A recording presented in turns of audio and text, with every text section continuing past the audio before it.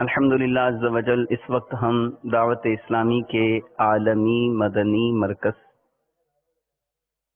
فیضان مدینہ باب المدینہ میں حاضر ہیں۔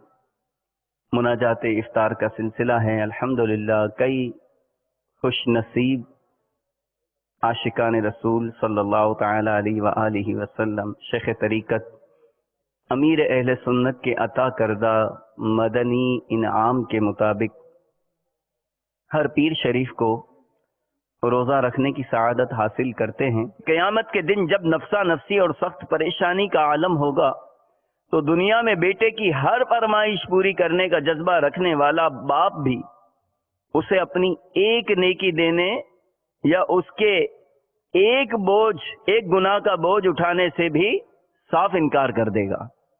اسی طرح دنیا میں باپ کے ہر حکم کی تعمیل کے لیے کوشاں رہنے والا بیٹا اسے اپنی ایک نیکی دینے یا باپ کا ایک گناہ اپنے ذمے لینے سے بھی منع کر دے گا۔ یہ ہے قیامت کا دن۔ اس وقت ہمیں نیکیوں کی صحیح قدر و قیمت اور گناہ سے بچنے کی اہمیت معلوم ہوگی۔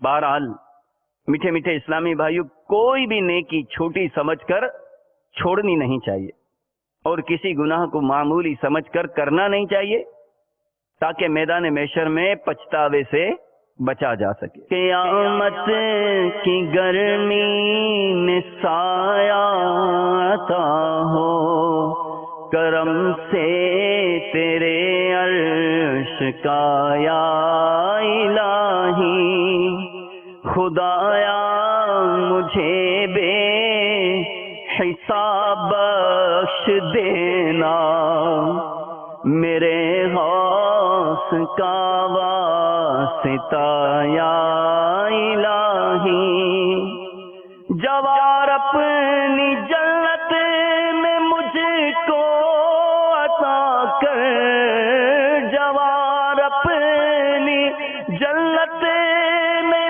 مجھ کو عطا کر، جوار اپنی جنت میں مجھ کو عطا کر، تیرے پیارے محبوب کا یا